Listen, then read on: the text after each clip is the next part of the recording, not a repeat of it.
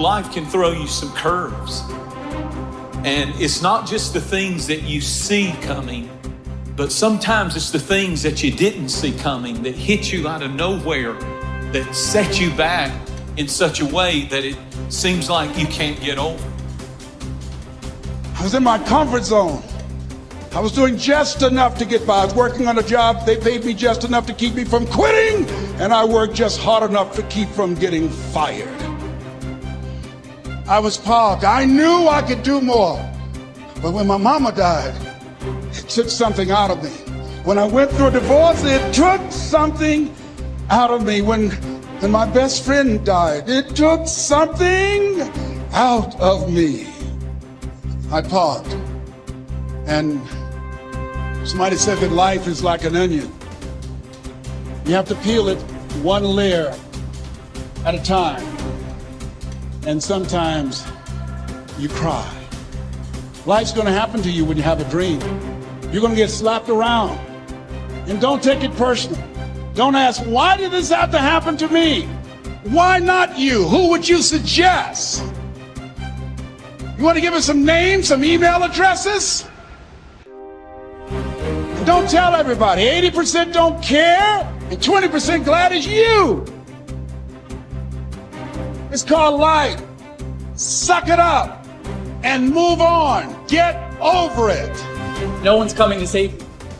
No one's coming to save you. The only person that's going to make a drastic change in your life, whether that's physically, mentally, emotionally, spiritually, the only person that is going to dig you out of your hole is who? You. You have to do it for you.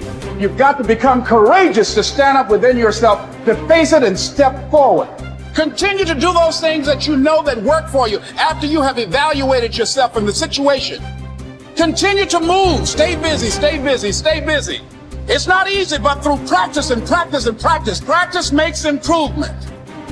You have absolutely nothing to do with what happened to you. It's not your fault. But if I come back a week later, you're still on the ground. If I come back a year later, you still on the ground, that's your fault. If you get knocked down, there's nothing you can do about it. But getting back up has every single thing to do with you. And you will promise me that from this day forward, you will not be defeated.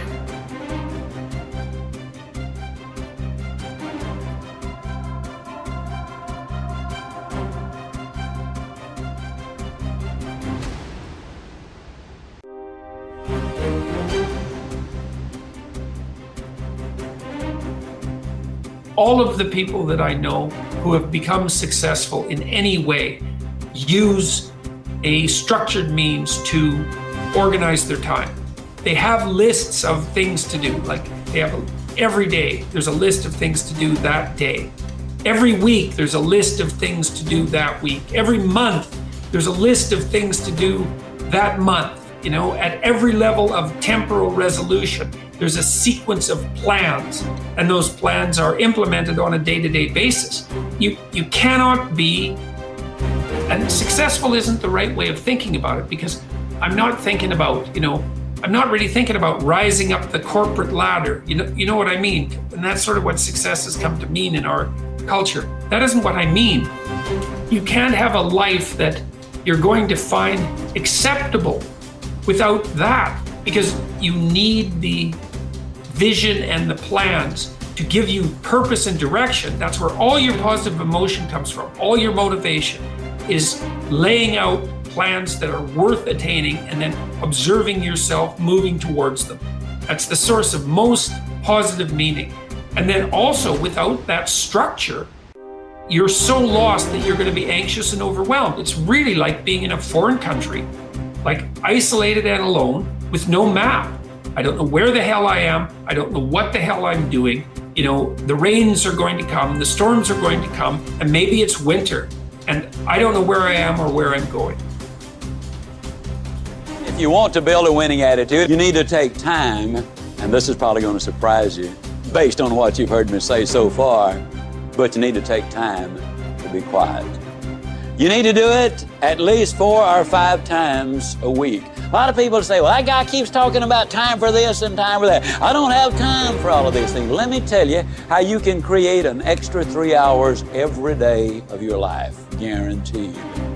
over 70% of all of the time spent watching television, you're watching things you have no interest in watching.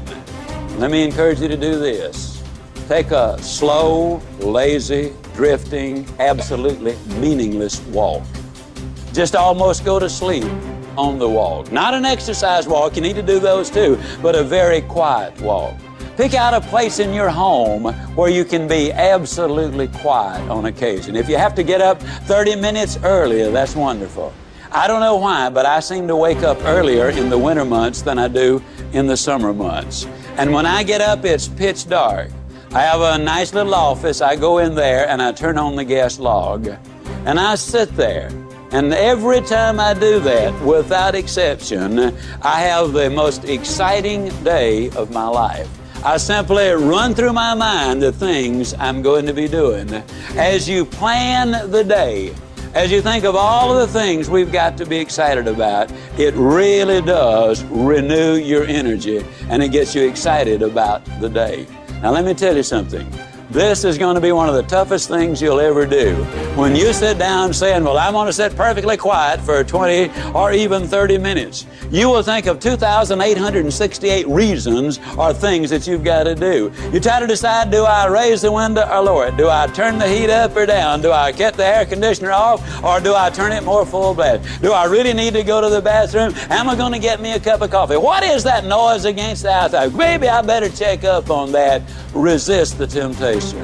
Spend a few minutes in quiet, reflective thought. It does make a difference. Take time to be quiet. We actually have a biological instinct for meaning that orients us in the world.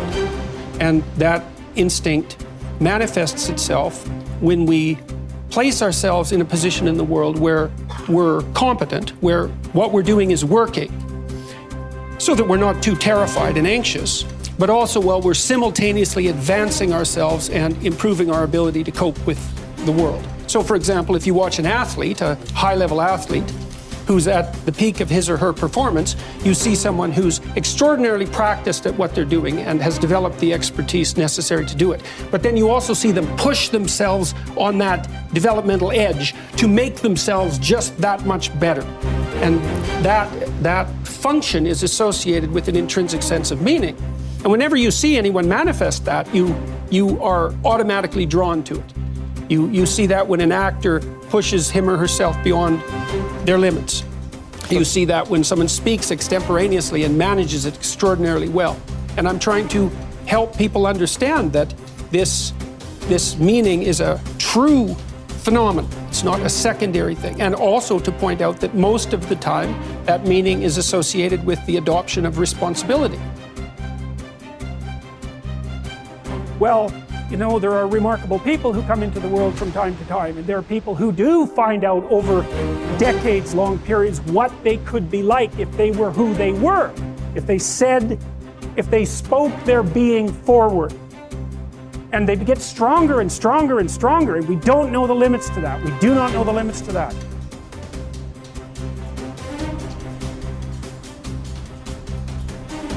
I think one of my greatest inspirations or things that I would feed off of basically was just obviously people not believing in the cloud of doubt that kind of I felt hung over my head and wanted to just prove everybody wrong. You know what I mean? I wanted to make it, and I was gonna make it regardless of what anybody said.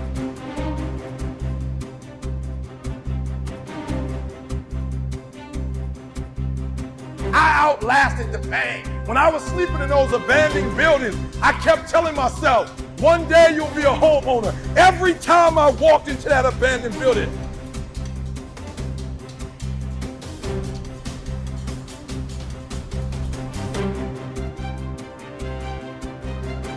my greatest moments are probably the moments where I hit rock bottom, where everything was against the wall, where I failed, and I had to find intestinal fortitude with no one around and pick my ass up and reface what knocked me down, this time beating it.